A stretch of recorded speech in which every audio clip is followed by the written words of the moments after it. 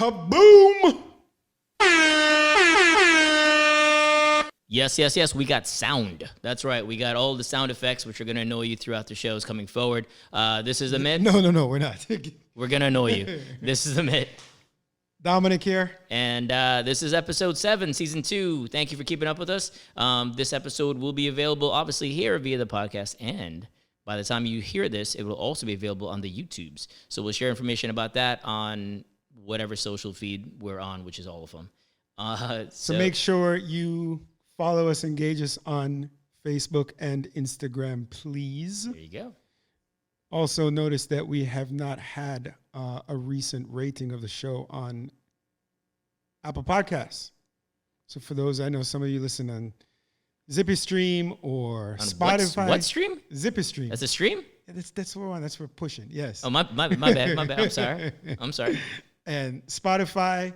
But for those of you who listen to Apple who have not rated, reviewed, and subscribed, kindly do so ASAP. Help us out. All right. And with that, we move into today's show, talking about some entertainment stuff to start off, and our boy Jay-Z. So it was announced yesterday that Jay-Z has sold 50% stake in his champagne brand, which is loosely known as Ace of Spades, which is the way I know it, to LVMH, Louis Vuitton Moet Hennessy.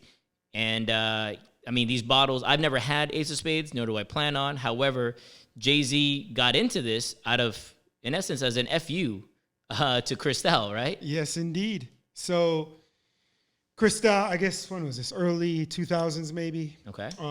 It was very prominent within the hip-hop community and in a lot of videos and at clubs and things of that nature. And the president or owner or someone high up at Cristal made some somewhat disparaging comments when he was asked about how in the U.S., growing customer base for him are Black Americans. And he said, well, we can't exactly stop anyone from buying. Because you're Black? Yes. Oh, that's why he didn't want it. Yes. That's crazy. Okay. You're Black. So Jay-Z said, screw that. No longer pushing another person's product, and especially one who doesn't want us as their customer base. And he went and bought half at the time of Ace of Spades and eventually bought the other half as well. So for those of you who don't know, these bottles go for like $300 to like literally $65,000. Which, if you're spending $65,000 on a bottle of champagne, I mean, one, you're living in a whole different sphere than I am. Two, why? I mean, but either way, it doesn't really matter. Props to Jay-Z, he got this going on. And I don't think he started the trend, but I will say that he got into the champagne, and then, and also so many other celebrities are now in this liquor sphere. Now, I would expect that because they haven't really announced the dollar amount associated with this purchase, I'm assuming it's not as lucrative as Clooney's tequila situation was, because that was in the billions, if I'm not mistaken. Like, it was an insane amount of money that Clooney got for. It was $1 billion split between the three of them, which is madness, right? Which was like a side project. You know what I'm saying? 100%. It was with two friends. Yeah, it was just one tequila. Him and two friends. Which is just madness. So, but that was announced right off the bat because that was an exorbitant amount of money. And because this wasn't announced, I'm assuming it's not in the same sphere, but it doesn't really matter. It's still significant. And it also speaks to more of these brands who were at one point not as supportive of the hip-hop community, if you will, kind of changing, maybe, I don't know if changing with the times or just catering to the audience. I don't know if their morals have changed or simple capitalism. It's capitalism. Because, I mean, like, you have Rihanna has her line, right? And then Gucci has collabed with Gucci Mane, obviously, so they have their situation going on. So you have... They have? Yeah, bruh. You didn't know this? I did not. I'm not gonna lie. I read this right now. I read this morning. Like, I know, bro. First of all, I was gonna say, you even know who Gucci is? I was about to ask you, man. I ain't gonna lie. I'm sure if you played a song, I know it, but I have no idea who that dude is. I know the name, but I couldn't tell you the song. I'm not that up on the new hotness as it relates to the hip hop sphere. He's been around for a while. No, but I'm saying I know the dude's song, but I couldn't pick him out of a lineup. The face of Gucci Cruise. Yeah, see. I don't even know what Gucci Cruise is. Bro, we got to talk to Gopu. Where you at? Yeah, man, I've owned zero Gucci anything. I don't even know what that even. Yeah, but either way, my point is they have catered to your point. I think it's just capitalism, and they're jumping around the game, which do you. But it's also amazing how many other people got into the liquor sphere between Diddy back in the day with Ciroc, which it's still there, but I don't know how big a brand it is. Then you have, as I mentioned, Clooney with Casamigos. Then you have Bryan Cranston and what's his face from Jesse? Yeah, from Breaking Bad. They have a tequila, I think. Then you have gin with Ryan Reynolds. Then you have Trevana tequila with The Rock. Then there's a couple other ones too I'm forgetting. Like everybody has a liquor situation now. Like that's the new way to show that you have I guess fame or some celebrity. And I mean, hell, with these returns on investment, you might as well get into it. Like there's no loss. The Rock, I'm sure, is doing quite well, and now he's in Zoa, which is his own energy drink, which is something that. What? Yeah, ZOA, I believe it's called. He's got an energy beverage that's coming out in a couple weeks, I think. He's been pushing it hard. It hasn't actually hit the shelves yet, but that's his new thing. So yeah, dabbling in all that stuff. So it's that. But I mean, the reason we went into the hip hop thing too, because it shows like the fact that Hollywood is kind of going this thing. And I was telling Dom a second ago, like I just saw Judas and Black Messiah. Oh, I was gonna. Yeah, it's funny you say that because I was going to. That's really weird. I was going to mention how somewhat disparaging comment about Jay-Z and kind of being a Judas, but go on about Judas. No, finish it up. Enlighten me. How is Jay-Z a Judas? Kaepernick, the NFL. He went and partnered, he being Jay-Z, Mr. Sean Carter, partnered with the NFL with what was going on. And you actually mentioned it in an episode that just came out, I think last week's episode, about how now the NFL is kind of embracing and acknowledging and it's all crap, right? And Jay-Z went in there, when was this, 2 years ago, a year and a half ago, did this all for the dollars, suggested people not associate themselves, with the NFL within the community, because of what they're doing. And then he went and stabbed them in the back, claimed he had spoke to Kaepernick about this. Kaepernick's girlfriend came out and said, no, they didn't have a conversation. They eventually did. And word on the street from Kaepernick's camp was it wasn't a good conversation.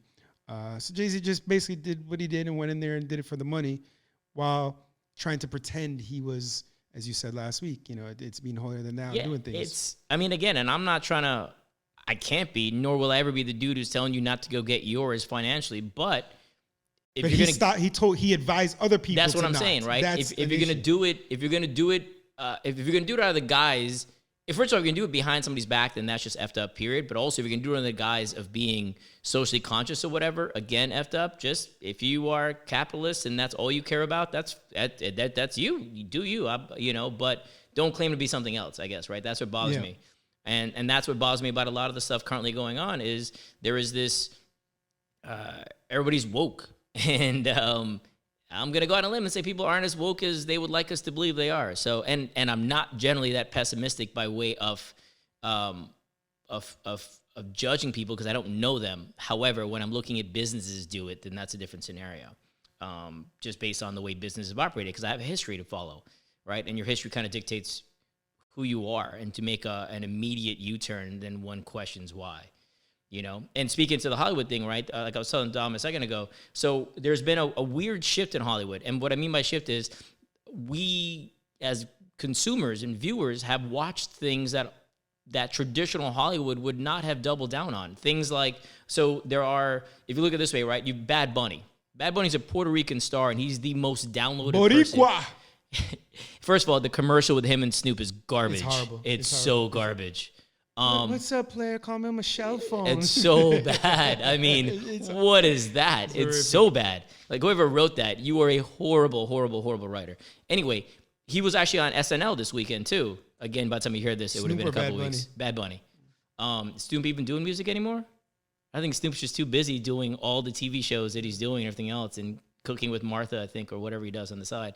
But yeah, Bad Bunny doesn't even do anything in English, which is dope. But yet he was the most streamed person, period, on Spotify. And then you have Netflix had a show called Lupin, and it's spelled Lupin, and that is how it's pronounced, man. And Cristal, who's a friend of mine, is going to tell me if I'm right or wrong on that. But I was pronouncing it Lupin for a long ass time, and somebody called me out, and they said, "Oh my bad, I'm sorry. You did French in school? You did French in school? Je m'appelle Dominique." Hold on. Kaboom! Yeah. That's the wrong sound effect, you idiot. You meant that one. First of all, and I did Spanish, man, so I didn't even know how to pronounce it. But yes. First form, Hillel. I don't know how I went up in French. I don't know. I didn't know they even taught French in Jamaica. Yeah, they did. Because they teach Spanish in Jamaica in school as the general norm. But okay, so I didn't know that, my bad, that you knew when you saw LUPAN, you're like, oh, I know how to pronounce this. Le bon.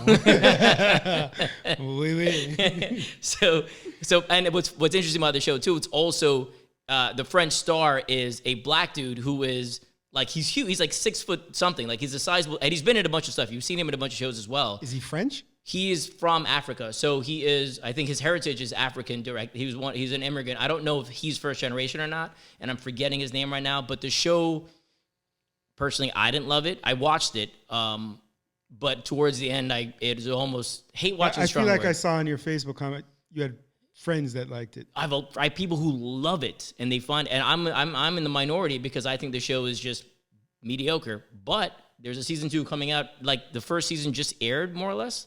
And season 2 is coming out in the next couple months as well. So, because it got 70 million viewers, which is huge. So that's something else. My point being, you've got another foreign language show with a black star becoming not credible, but getting public favor. You have Bad Bunny, who's not even speaking English, getting huge public favor. And then you have Parasite, which is a Korean film that wins, Best Picture. So you have all these things that are trending in one direction, but Hollywood is still very traditional by way of where they want to put their money, because the fear is still that certain things don't trend or travel based on ethnicity, culture, language, so on and so forth. So they're going one way, and the public is kind of telling them the other thing. So eventually maybe we'll find a nice happy medium. So we're not just catering to our old school. Oh no, we're still catering. English. No. Oh, we are. Oh, well, hold up. You have to realize too, right? When I say that, Netflix isn't out there going, let's be woke. No, Netflix wants the French audience. This was a happy surprise. This was not like, hey, we'll get the world with Lupin. No, yeah. It was, hey, we'll get Europeans. And that was the game, right? This is not some, damn it. You gotta save this one. Yeah. How does it even happen? Technical difficulties. I'm glad I saw it when I did.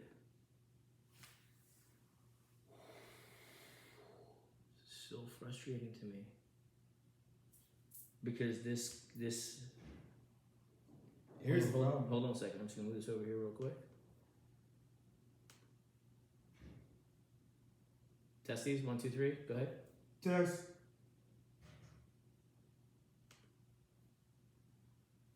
I don't know what's going on here. It's still recording. Hold on. Let me make sure the sound's coming through fine too. Hold on. It was, hey, we'll get Europeans and other people that.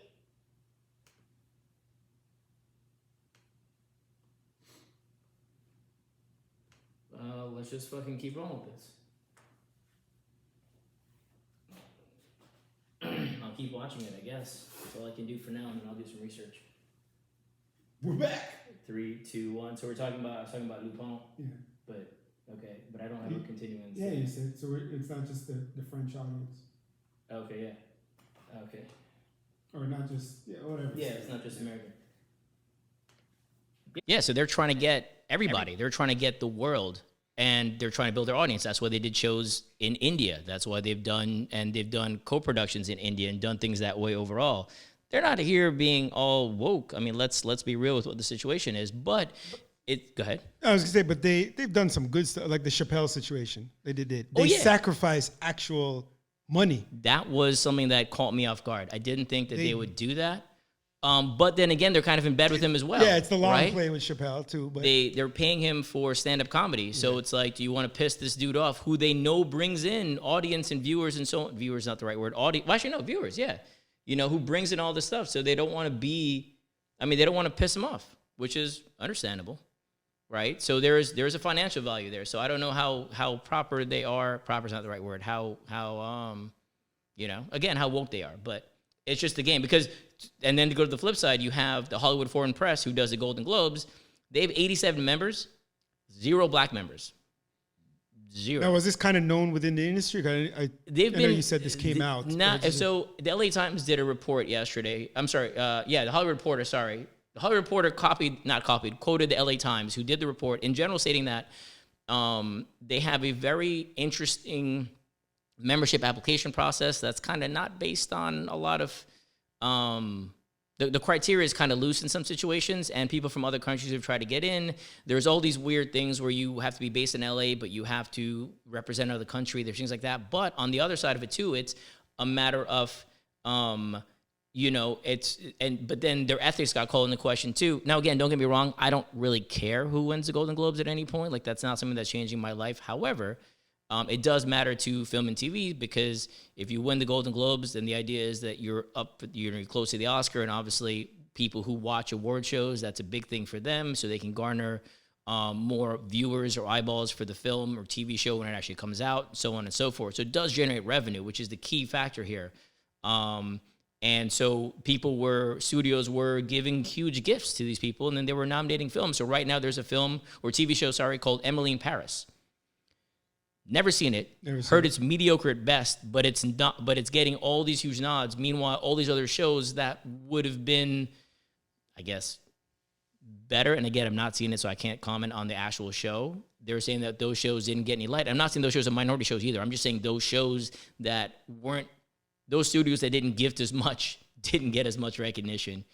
Now, with that being said, that's kind of the way our politics works as well, and kind of everything works. So this is just kind of showcasing the fact that this is standard in our world.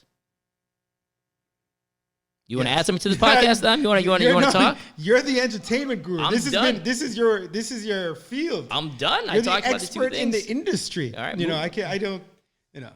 can't speak about things I don't know. All right, so speak about something you do know.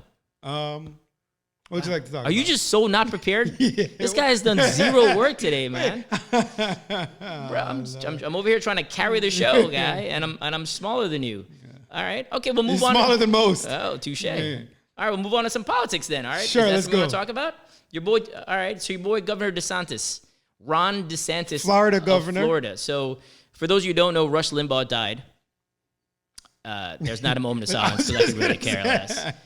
He wasn't somebody that I was. No, here. Full disclosure, I used to listen to Rush Limbaugh back in the day. I did too. Right? And not out of curiosity, it was just, it was engaging to me for some ridiculous reason. I did it out of the same reason I watch or listen. I have everything programmed in my car. CNN, MSC, Fox News, everything. I just listen to everything. Yeah. I used to listen to Rush, and dude was a horrible individual. There's no other way to describe it unless you are all about whatever he was about. Meaning, there is stuff like he used to have things where he would have he would literally have like a cheering session. Yeah, why don't you make all the noise into the mic while you're doing that? He would have a cheering session of sorts when people who were homosexual or anybody died from AIDS. He would have these little things where he'd just read off a list, right, of people who died and ask them to cheer and be like, hey, look, they died from AIDS, yay. He would call out women and all kind of stuff, just saying, everything from, calling out women's appearance and the only way they can succeed is by doing certain things in that, like it's being, physical first and blah, blah, blah, and he created the whole term feminazi, which actually became a thing. But all these things, he had done a bunch of things, and obviously Trump was a fan and gave him the Presidential Medal of Freedom last year, I think it was. A year before, I think, because of COVID. Actually, I don't remember when. Either way, he got the Presidential Medal of Freedom, which was just interesting because he's somebody who didn't stand for equality/freedom. He never did and never claimed to. So to his credit, at least he is who he always was and never claimed to be anything else. But on the flip side, when dude died for doing his own bidding, if you will, Governor DeSantis said that flags should be flown at half staff in Florida, which is comedic.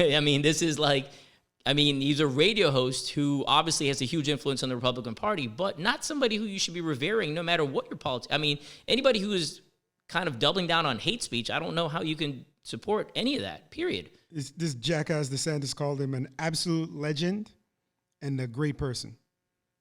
I mean... evidently, the state's flag protocol is that flags should be flown at half staff.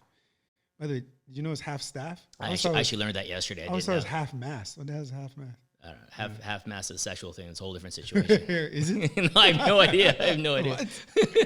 What are you I talking have about? no idea.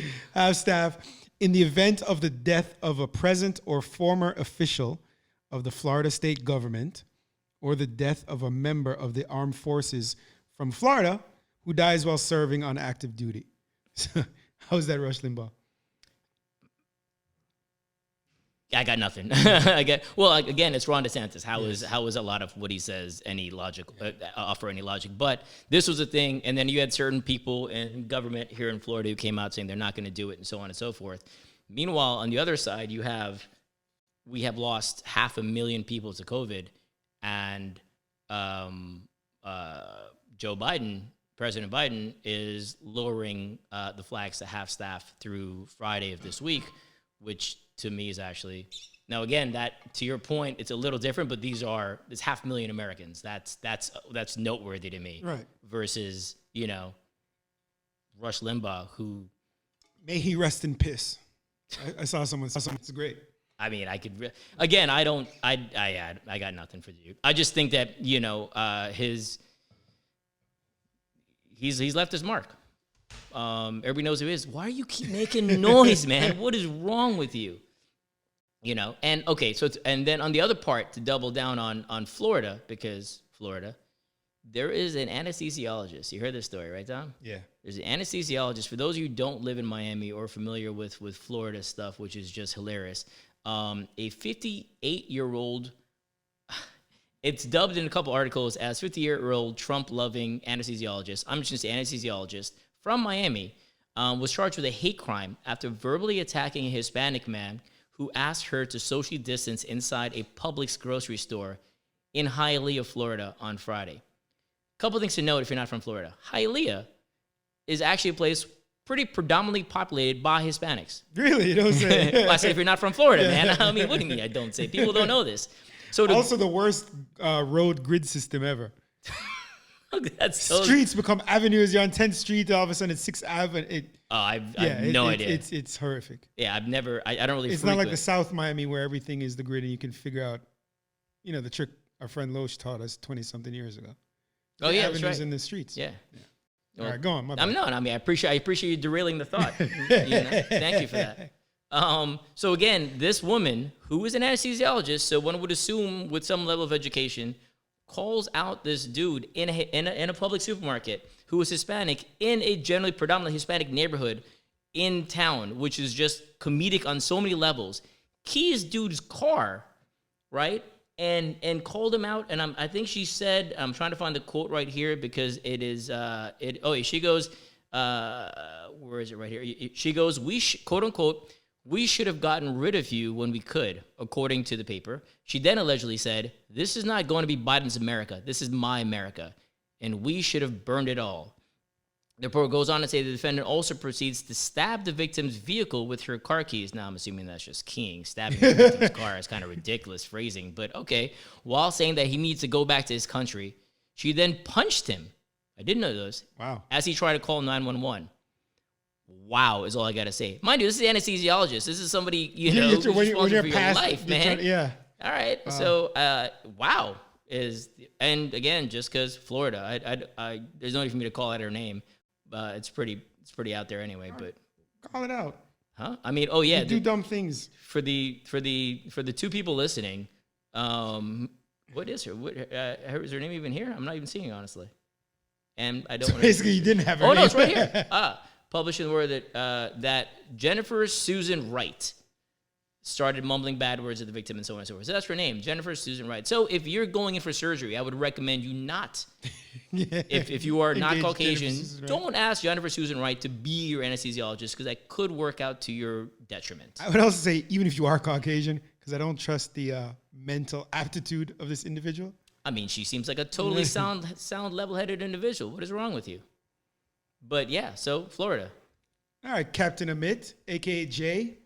Wow, okay. For those of you who don't know, he that was his nom de plume. It wasn't. It never caught on. But it was. He'd introduce himself to ladies as Jay.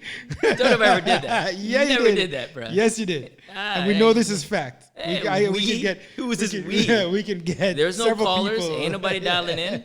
I didn't hear any of this. Anyway, Continue. Puff, what do you got next, Captain of the ship? Oh, just going on. So this is just a mid talk today. All right, I got it. So Dom's at the end done nothing, and Amit Let's talk about reparations. Wow. Okay, things got heavy. Go ahead. No, No, I'm not gonna lie to you. The reality is I don't know much. Okay, so for those of you, obviously, there's been talk about reparations, not just for Black people and for slaves, for slavery, but also for Native Americans as well. And I just don't know how. I understand the concept. I just don't know how it would work. Just enlighten me. So, it's been kind of out there in the past few weeks since Biden became president. It's something called HR 40, which I heard about it. I did not realize it had been around for decades. So HR 40 is legislation simply seeking to establish a commission to study and develop reparation proposals. That's it. It's not legislation it's just to study and determine. Like you just said, how do you do it? What do you do? We don't know enough. That's all. It's been around for decades, trying to be passed, and it's never been authorized, which to me is just mind-boggling. So it's never been authorized to do the study. It's been floating around unsuccessfully for decades. So originally published by former Representative John Coyers of Michigan, Representative Sheila Jackson Lee of Texas stated that Representative Coyers believed that a day would come in America when our nation would need to account for the brutal mistreatment of African Americans during, ready for this? Chattel slavery. This guy gonna bring it back. You may recall in a previous episode, Amit subconsciously said the word cattle instead of subconsciously chattel. said it intentionally. I only knew it as one. No. You keep saying subconscious. I didn't know the other word existed. Anyway, wrong. You're telling me what I know and don't know? Mistreatment of African Americans during chattel slavery, Jim Crow segregation, and the enduring structural racism endemic to our society. She described H.R. 40 as not a symbolic act, but rather a path to restorative justice. There was an article probably about 5 years ago in The Atlantic by Ta-Nehisi Coatnes, and he stated 250 years of slavery, 90 years of Jim Crow, 60 years of separate but equal, 35 years of racist housing policy. Until we reckon with our compounding moral debts, America will never be whole. Whoa. So it's just a study. So then, okay, there's a study. How do we envision reparations? I got nothing. I think the first thing is simply acknowledging everything. Well, okay. That's what we don't do. You mentioned in a previous episode, commission, the 1776. It's basically disavowing or the reality of what it is. We don't do that. But the reality is, if you don't, with anything, or with any conversation, discussion, et cetera, if you're not starting from the same core belief or core understanding of just a starting point. Like you said, facts. Yeah. Facts. What is your thing? Well, I said there's no alternate facts. There's no alternate facts. That just doesn't make any sense, right? But the idea that you can come in and say, whatever, like if you have... If you start off thinking one thing and I start thinking the other thing, we're never going to find the happy medium, right? Meaning there has to be some core groundwork, I believe, right? Not the same. We don't have to believe the same thing in the end all, but you have to both believe that, hey, the world is a sphere and there's gravity, right? Let's start there before we can go, okay, how do we get to the moon, for example, right? But if we don't believe that, and somebody believes there's a flat Earth and somebody something else, we're not even, we're working from two completely different avenues. So I got to convince you of two things now, and vice versa, and we're never getting anywhere. Right. So when you're talking about reparations, many people just immediately don't think that, forget that there shouldn't be reparations. Some people don't think that they personally did anything wrong, i.e. should not even be included in this conversation, because that was not me. That was not, and some people go, it wasn't my grandfather, it was somebody else's grandfather. And if they got it, then how come I can't get it? And it opens this huge can of worms. And the reality is... Yeah, but we're not punishing but they feel that there's this weird thing in this country, right? People go, oh my God, we racked up X trillions of dollars in debt, and every election cycle, whoever, literally, whether it's Democrat or Republican, every election cycle, somebody goes, man, we're gonna pass this debt along to your kids. Do you want to be the person responsible? Ain't nobody passing debt. Like, how much debt's coming out of your pocket right now? Like, it doesn't truly affect anybody directly. It does. Don't get me wrong, but it's not a direct impact. So when people see this and they inflate this situation about, You know, all this money's coming out of your pocket. The government's going to take money from you, blah, blah, blah, blah, blah. So to fight against this, you go, oh, they're just adding to the debt now. We're all going to be paying for it and blah, blah, blah. And people don't want to dig into their pockets, plain and simple, right? Across the board. Don't get me wrong. I'm not trying to, I look forward to getting my refund check, and I hope I do get it back every year, right? I'm not, you know, this altruistic person just giving away dollars. So I totally understand the concept of I'm not trying to give away money I don't have. And if in this situation people feel that it's not them, then why would they want to give money to the situation? That's why they fight against it. But it's ignorant because they have no problem giving money towards a military budget, which is the largest in the world and unnecessary. Right? We have no problem giving money to other things, to wasteful spending in government, regardless of partisanship and which party's in power. Marketing. So it's you come out, and so subconsciously it's fighting back against certain things, right? Correct. We're fighting against reparations for the Negroes. No, we can't do that. But we have no problem funding the military and you know, bombing darker people around the world and killing people historically. Marketing. That's no problem. Marketing. It's no problem. Marketing. But it's not just marketing. It is. It is a way of me telling you that, it's a way of me selling you on the fact that what we're doing overseas is to our overall benefit. You know, whether it be... And I wouldn't say that's marketing. That's just that is lies. I'm selling it to you. That's marketing, bro. Yeah, okay, fair enough. That's what it is. If I get you to believe the situation, that's corrected. marketing. Fair enough. Right? So the whole idea is just that. If I get you to believe that this is done for our mutual benefit, we need the bigger plane, bigger whatchamacallit, aircraft carrier, bigger whatever, bigger, better, the more nukes, blah, blah, blah, blah, blah. And we need this for our safety. If we don't have it, we will get overrun. And we can flip it into locally. We need it for the police. We need it to the prison system and marketing. Because somebody goes, do you want that person on the street raping your daughter? Yeah. Right? And they bring it home that way. So again, you can sell all these things. So my wall. Marketing. Right? Now again, that was a horrible marketing job, but again, it worked for some people. But the point is just okay, but then it comes down to that people are just inherently selfish. But said. Also quite simply bad. Because what we're talking about is it's now 2021.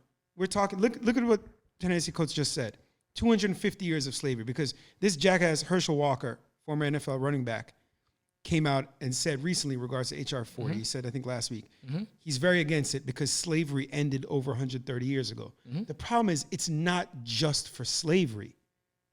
Yes, it ended 130 years ago, but that's not that long ago, and it's not just slavery. It's 90 years of Jim Crow. Look into that.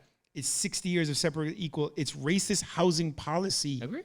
Literally racist housing policy. This is not conjecture. It's not hyperbole. These are all issues that have created the wealth gap. But you have to realize people generally want to hold on to what they have, and the assumption that if I'm going to blanket give things away, and it's not a giving, they're assuming this is, again. No, but we're not even, that's the thing. It's not as if it's a blank check and or not a blank check, a certain figure. We're not even, the point of the commission is to figure out what to do. Yeah. We can't even get to the commission to figure out because I don't see it as being feasible as cutting a check. For example, me. Am I getting a check? I'm mixed. Also, my blackness doesn't originate in America. I'm an American citizen. So where's that ambiguity? Right? My black ancestors were not American slaves. They belonged elsewhere to other colonial empires. So how does that work? Do I qualify? And then technically, my children are mixed, you know? Do they qualify? It gets weird. Do we get so I think, I don't see it as being feasible to actually cut checks to people. I see it more but as... you want policy change and stuff is what you want. Policy, absolutely. And even Cory Booker had an interesting thing when he was running for president, came up with baby bonds for all citizens being born. I did hear about that, yeah. Not right. And based more so on income inequality overall. So even poor white individuals would benefit from this as well, right? And they'd get additional income added or money added to these bonds over time until they're 18 years old. And that's how we help to bridge the racial gap. Because, I mean, I'm at a loss for words, finally, for once. But it's just, it's mind-numbing how people don't see this.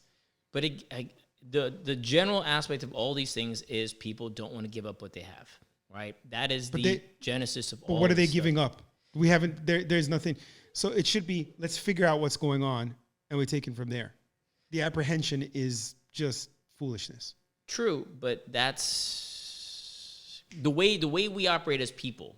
Generally speaking, is that we have the non-darker pigmented individuals who have a history in this country. Not like they just came over or something. Several generations. They were all given things.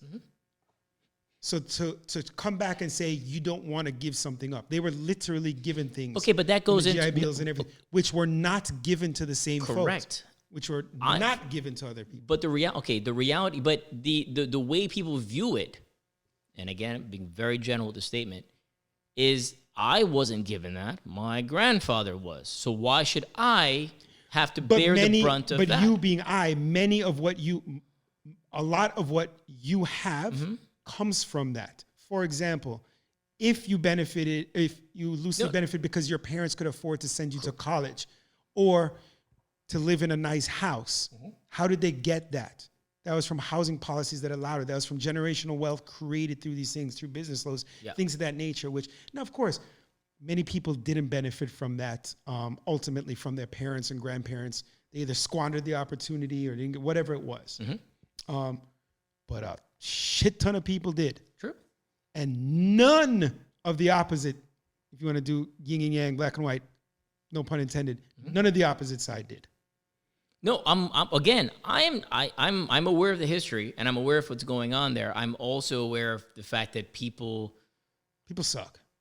No, people want to hold on to what they got, plain and simple, right? And that's why I've said it multiple times that people are inherently about it. Everything. That's why politics and everything always comes down to me, right? And it's always a situation where everybody's like, well, I don't want nationalized health care until somebody in their family's sick and goes, oh, hold up, I can't afford it, and I want nationalized health care. It all comes back to me. It's a very selfish situation, and I'm not judging it, but it just is what it is, right? So for you to say we should be more altruistic or we should be more blah, blah, blah, all the good things that we should be as people, right?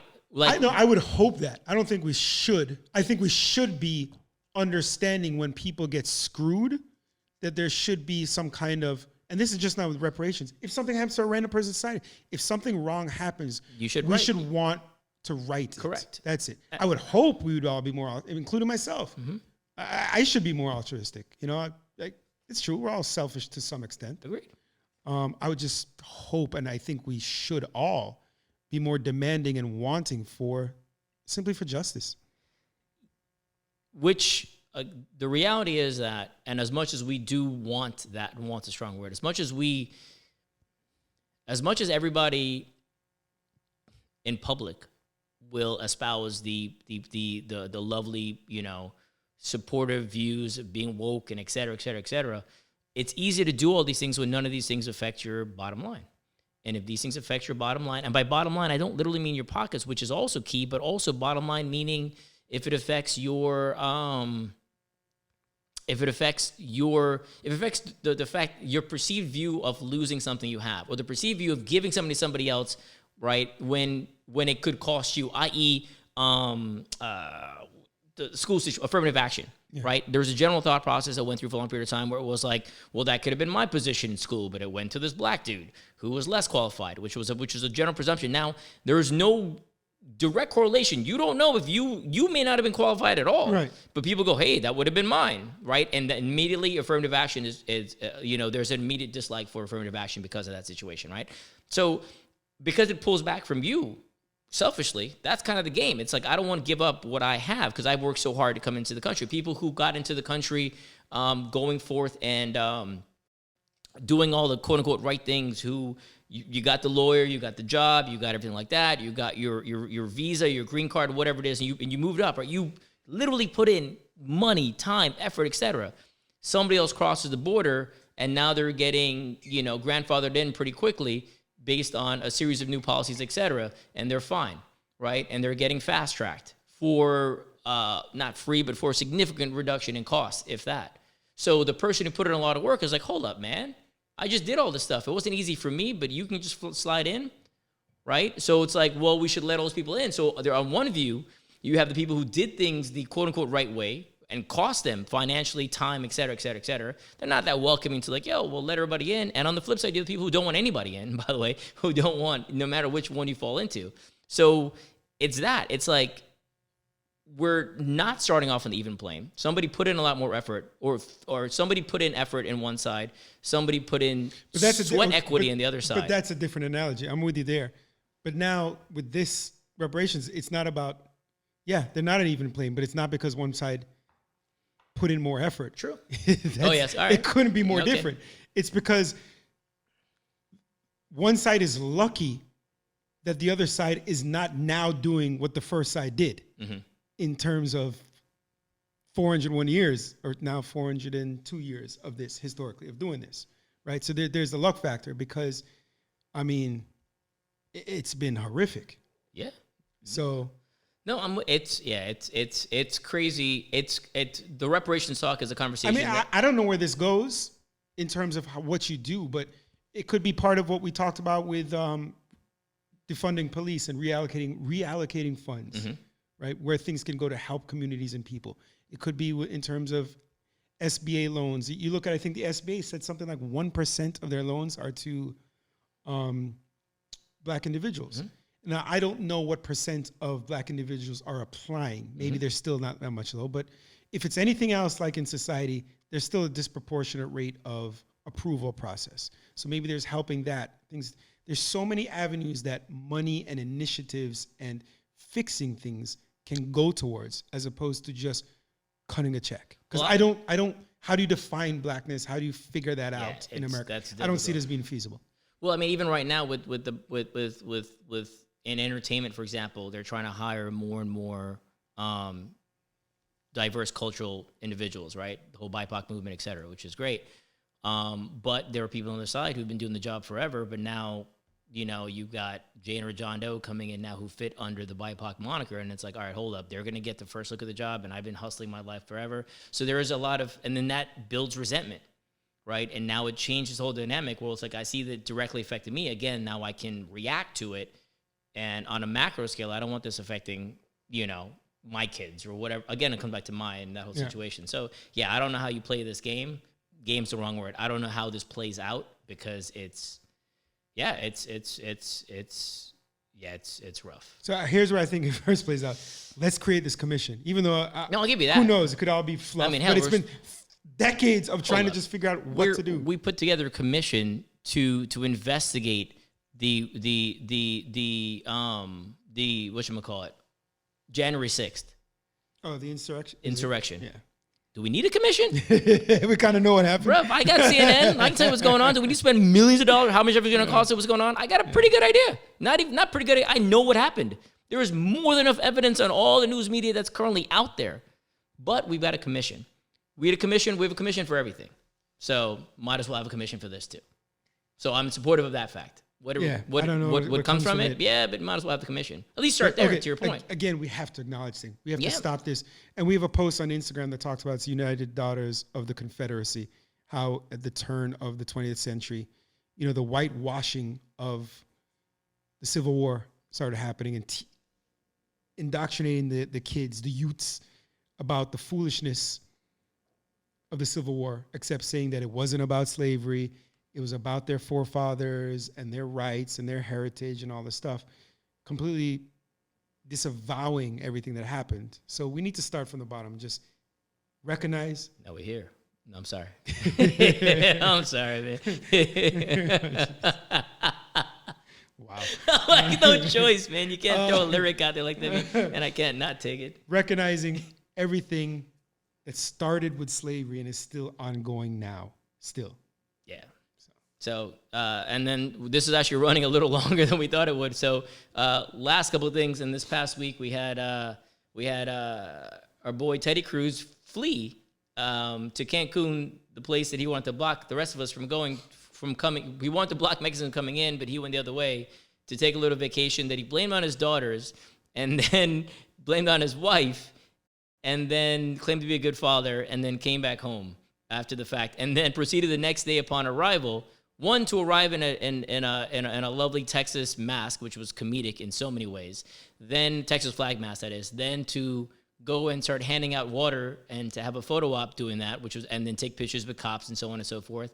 And then to go to go to the Senate to do his whatchamacallit, to do his duty, if you will, for interviewing Mayor Garland and everything like that, and going through the Senate confirmation trials, which is just, I mean, this dude is just amazing in everything that he does. He never ceases to amaze me.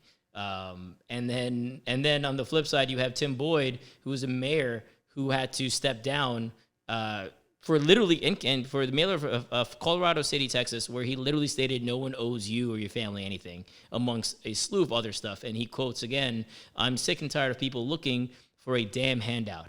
The city and county, along with power providers or any other service, owes you nothing," quote unquote. So this fine gentleman is unfortunately out of a job, and that sucks for him. So sorry. But yeah, something on the up and up. And finally, the Supreme Court declined Trump's request to keep his tax records from being turned over to the New York State prosecutors. And so now his tax records will be turned over. This is after many, many, many, many bouts with the Supreme Court where they've declined literally every request. And now finally New York prosecutors will get it. So we'll see what actually happens. Imagine, I was just about to say that? I know, I was about to say, I can't believe you've gone a whole episode without mentioning Trump. Oh, bro, you can't. This just came out this morning. This is news. This is not. I was just going to say that. Wow. All right. You're familiar with this news story, yeah? Yes. Okay, all right. I mean, it cannot not be talked about, you know. I mean, no, I'm not really familiar. You didn't know that they just did this yesterday? I just kind of threw this out there. For real? Yeah. Yeah, this is the thing now. So now they have to hand over his finances to the state of New York. So we'll see what happens there. Now, again, I don't know. Dude's been Teflon forever, so he may continue to be Teflon, and he may have the most stellar, bestest tax returns of anybody with tax returns in the history of tax returns. So this may be completely nothing. We'll find out soon. Do you want to offer? Oh my God, this is the worst episode for Dom ever. For Dominic. And but yeah, so on that note, this was definitely longer than we said it would be. So she said, never said that to you. Nobody said that to you. But so yeah, this is it. Thank you again. We will come back at you with some more stuff in the future. The AIB Show on Instagram and Facebook. Thank you for riding with us. Check us out on YouTube. Hopefully by the time you're listening to this, and be better. Justice over order. Always. Take it easy, everybody. Thank you.